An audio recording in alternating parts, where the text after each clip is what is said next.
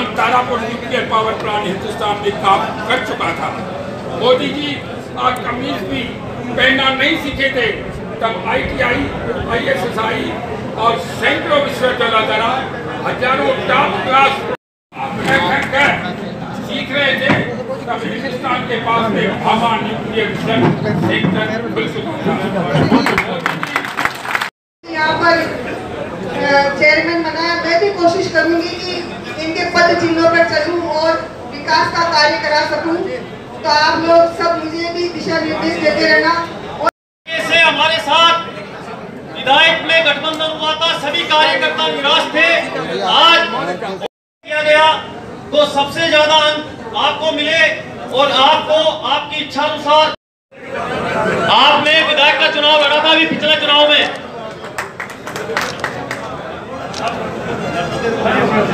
परम आदरणीय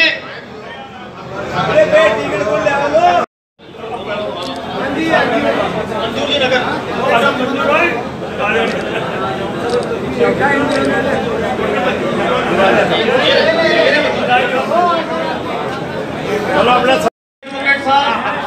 मल्लू मेंबर साहब एवं सम्मानित मंच, सबसे पहले मैं आपको एक मंजी सेवक रामानी साहब, इनके हॉल में अपन सब बैठे हुए हैं। बाबा साहब हमारे आपका स्वागत साहब बनाइए। आप हमारे मालपुरा शहर कांग्रेस कमेटी के अध्यक्ष इसाक भाई को कि वो इस्तकबाल में आप 200 हमें ध्यान रखे करके अब आपसे क्षमा चाहते हुए ये मालाएं आप सबकी तरफ से स्वीकार कर लिया हमारे प्रत्याशी जी ने। जय प्रकाश आकाश जी शर्मा,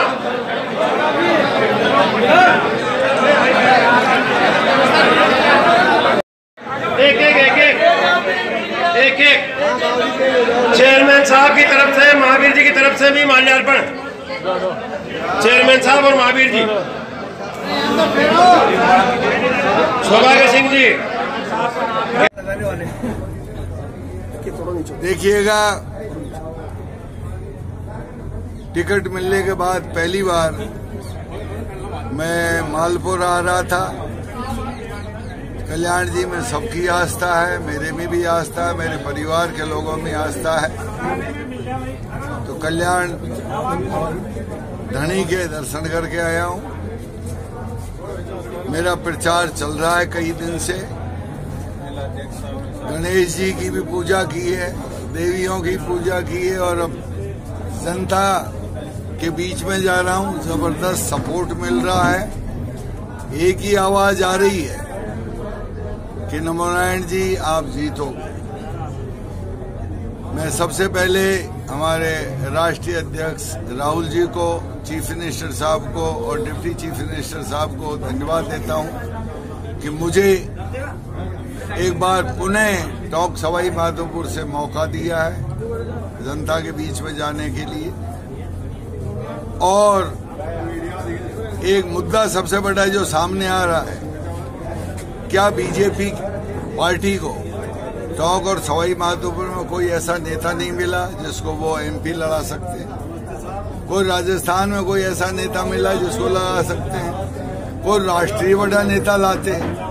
जौनापुरिया जी में ऐसी क्या खास बात है जिनको उन्होंने उतारा, जो हरियाणा के रहने वाले न हमारी बोली जानते हैं, न हमारी भाषा जानते हैं, न हमारी टेरेन जानते हैं, न गांवों की समस्या जानते हैं और न कभी वो गांव में आते हैं। तो ऐसे 5 साल में बिल्कुल विकास रुक गया है। मेरे टाइम में पहले जो विकास हुआ आपके सामने, जिलों को पिछड़ा घोषित कराया है, बैंक लाया, आपके नाबार्ड की सड़कें लाए, बनास के लिए 8-10 पुलियां और कॉजवे हम लोगों ने बनाए और सारा जो भी विकास हुआ, चाहे अस्पताल खुले, चाहे आपके कॉलेज खुले, सब चीजें हमारे टाइम में हुई। बैंकों का कितना विस्तारीकरण हुआ, यद्यपि सारा देश नोट बदलवाने में परेशान हुआ, लेकिन टोंक में परेशानी, टोंक और माधोपुर में परेशानी कम हुई थी। लोग विकास को याद करते हैं। देखिए सर, यहाँ मालपुरा लोकल, सर एक मिनट, 2 चीजें कही। एक तो गोबर, कि खा कहाँ रहे हैं, जा कहाँ रहे हैं। दूसरी बड़ी बात, जो हमला था सीधा तौर पे था कि जो सांसद साहब की जो काम के वादे थे वो पूरे नहीं हुए। गोबर पॉलिटिक्स क्या रही है? देखिएगा, ऐसा है प्रजातंत्र में कोई भी जनप्रतिनिधि बनता है, चाहे सरपंच बनता है, चाहे एमएलए बनता है, चाहे एमपी बनता है, उसे यही आशा और अपेक्षा होती है कि वो हमारा विकास करेगा। अब हमारे जौनापुरिया जी जो है उनके लिए कहावत है गाँव में, करे भाई या तो हरियाणा को चे या तो पोठा को 100 रुपये को नहीं। क्या इसने हमारे टोंक सवाई माधोपुर को चरागा बना रखा है जो यहाँ तो चढ़ जाता है और पोठा जाकर के हरियाणा में करता है? इसका मतलब काम लोग हरियाणा के लोगों को ज्यादा करता है। कहाँ जाके ढूंढे उसको? तो लोग बाग विकास चाहते हैं। ये सबसे बड़ा एक मुद्दा रहेगा जौनापुरिया जी को। गांव में जब जाएंगे, साहब अब आए हो आप 5 साल में, आपने क्या विकास कराया है? हम बाहर के व्यक्ति को क्यों वोट दें जब हमको लोकल हमारा खुद का धरती पुत्र मिला हुआ है? तो हम बाहर वाले को वोट क्यों दें? ये मुद्दा होगा, विकास मेरा मुद्दा होगा। इन मुद्दों पे मैं बातचीत करूंगा, जनता के बीच में जाऊंगा। सर, आपकी तारीख फाइनल हो गई सर, 1 मिनट नॉमिनेशन की तारीख। मुझे अब ऊपर से कहा गया है कि डिप्टी चीफ मिनिस्टर साहब का भी, मुझे पायलट साहब का टेलीफोन आया कि आप 4 को बढ़ना चाहते हैं और उन्होंने फाइनल कर दिया वो आएंगे।